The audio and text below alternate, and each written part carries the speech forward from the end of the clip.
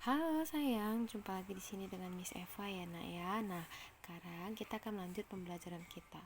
Oke, sekarang kita akan bahas tentang potensi sumber daya alam Indonesia. Itu judul besarnya, di mana kalian harus tahu bahwa Indonesia memiliki letak yang strategis, ya kan? Masih ingat pembelajaran kita bab lalu? Nah, di mana yang dikatakan strategis itu baik dia dilihat secara astronomis, geografis, geologis, dan sosiokultural. Ingat sayang, astronomis berdasarkan koordinat letak lintang dan letak bujur. Sedangkan geografis dia berdasarkan kenyataannya, ya kan? Diapit dua benua dan dua samudra. Kemudian geologis itu berdasarkan sirkum Pasifik dan sirkum Mediterania atau struktur batuannya. Kemudian sosiokultural itu berdasarkan Iya sayang, benar sekali. Kultural itu adalah tentang suku-suku ya kan? Suku-suku dan bangsa. Oke, mari kita lihat. Indonesia itu jelas dia sangat kaya, baik itu sumber daya alam, flora, fauna, dan kebudayaannya. Itu semua dipengaruhi karena ini tadi sayang, astronomis, geografis, geologis, dan sosiokultural. Jadi bisa kita katakan bahwa Indonesia memang memiliki letak yang strategis. Oke, good. Mari kita lanjut. Nah, saking kayanya Indonesia sampai-sampai Indonesia dulu mendapat julukan sebagai Jawa Dipa, yaitu Pulau Padi untuk Pulau Jawa, dan Suwarna Dipa, yaitu Pulau Emas untuk Pulau Sumatera. Itu dia. Kemudian mari kita lihat, yang pertama adalah potensi sumber daya udaranya. Nah, potensi sumber daya udara berarti apa yang bisa dimanfaatkan dari sumber daya alam? Sumber daya udaranya. Mari kita lihat atmosfer. Atmosfer itu adalah lapisan udara yang menyelubungi bumi. Ingat, atmosfer adalah lapisan udara yang menyelubungi bumi. Di mana atmosfer ini memiliki kandungan ya nak ya. Kandungannya apa Miss? Nitrogen itu sebesar 78%, oksigen sebesar 21%. Oke, nitrogen dan oksigen itu sudah 99%. Nah, 1%-nya itu disusun oleh beberapa gas lainnya, yaitu ada dia sayang, argon, karbon dioksida, ozon, xenon, kripton, hidrogen, helium, dan metana. Harus diingat ya. Oke, nitrogen, oksigen, argon, karbon dioksida, ozon, xenon, kripton, hidrogen, helium, dan metana. Inilah dia gas-gas penyusun pada atmosfer kita atau lapisan udara kita. Nah, bukan hanya itu sayangku, mari kita lihat lapisan udara atau atmosfer juga memiliki beberapa lapis. Ada berapa lapis? Ratusan, enggak sayang, ada 5 lapis. Oke. Lapis pertama itu dimulai dari troposfer. Miss, kok nomornya dari 1 sampai ke atas, kok enggak dari atas ke bawah? Ya kan? Ini sayang, troposfer berarti lapisan troposfer ini adalah lapisan yang paling dekat dengan kita. Di mana troposfer ini adalah tempat terjadinya iklim dan cuaca. Oke, good. Jadi hujan, awan, petir itu kamu temui di lapisan troposfer.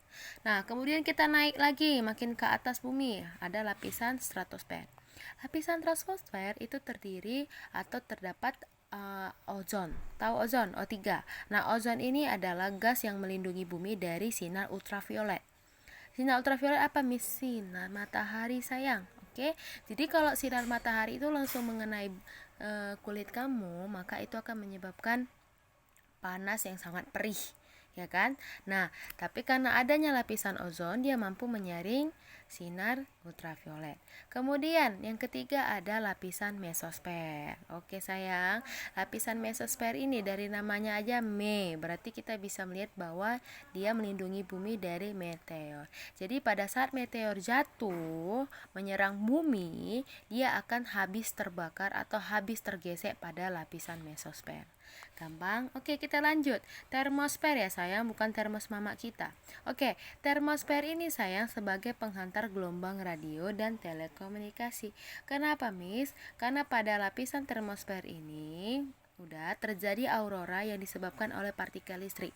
Adanya partikel listrik. Partikel listrik itu akibat dari gas ion dan gas temp yang saling bergesekan. Oke. Sedangkan pada lapisan exosfer ini adalah lapisan terluar dari lapisan atmosfer kita, sehingga oksigen sini sudah tidak ada lagi. Gampang? Mari kita lanjut. Nah, di sini Miss ada sedikit kosakata klimatologi. Kalau kalian menemukan kata klimatologi, itu adalah ilmu yang mempelajari tentang iklim. Oke sayang, ilmu yang mempelajari tentang iklim. Iklim ya nak ya. Sedangkan kalau meteorologi itu adalah ilmu yang mempelajari tentang cuaca. Ingat, cuaca bukan meteor ya. Meteorologi ilmu yang mempelajari tentang cuaca. Oke, kita lanjut. Di sini kita akan mempelajari tentang unsur-unsur cuaca dan iklim. Oke, unsur-unsur cuaca dan iklim apa aja, Miss? Pertama itu ada suhu udara. Suhu udara atau panas yang ada di dunia kita ini, di bumi kita ini dipengaruhi oleh sudut datang matahari. Miss, maksudnya sudut datang matahari? Oke, dengarkan baik-baik sayang.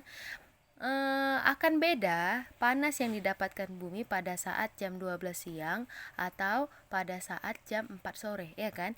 Kalau sudut matang matahari, dia masih misalnya dia tegak lurus, ini matahari. Cuk cuk cuk cuk. Oke, matahari. Nah, pada saat dia tegak lurus, sudut datangnya kan seperti ini. Nah, daerah yang di bawah ini dia akan panasnya penuh. Ya enggak? Panasnya penuh, panas banget Miss, karena dia terfokus, ya kan sayang. Sedangkan sebaliknya sayang, kalau dia pada jam 4 sore kan matahari sudah ada di samping kita ya, sudah lebih ke turun dia. Nah pada saat ini, sudut mataharinya kan udah terbagi dia. Nah mana lebih panas nakku, ini apa ini? Lebih panas ini Miss, kenapa? Karena ini dia fokus panasnya. Jadi daratan yang memang matahari pas di atasnya itu sangat panas. Tapi pada saat sore hari, kan sudut datang matahari dia sudah miring, ya kan? Karena bumi kan mengelilingi matahari. Nah pada saat ini kan sudah miring, jadi panasnya lebih tersebar. Jadi ini tidak terlalu panas, makanya lebih panas siang hari, siang bolong daripada sore hari. Itu dia pengaruh dari sudut datang matahari. Kemudian lamanya penyinaran.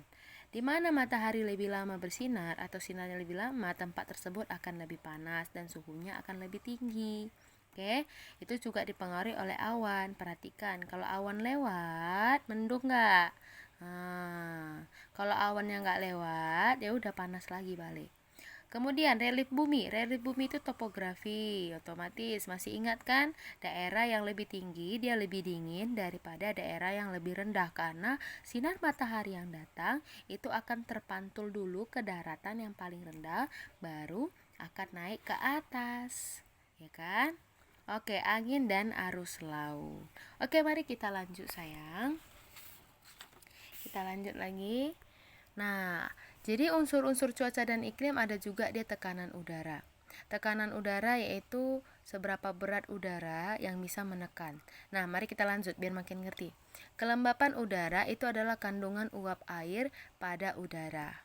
Oke, kemudian angin. Angin adalah udara yang bergerak dari daerah yang bertekanan maksimum menuju daerah bertekanan minimum. Oke. Angin adalah udara yang bergerak dari daerah yang bertekanan maksimum menuju daerah yang bertekanan minimum. Oke, mari kita perhatikan.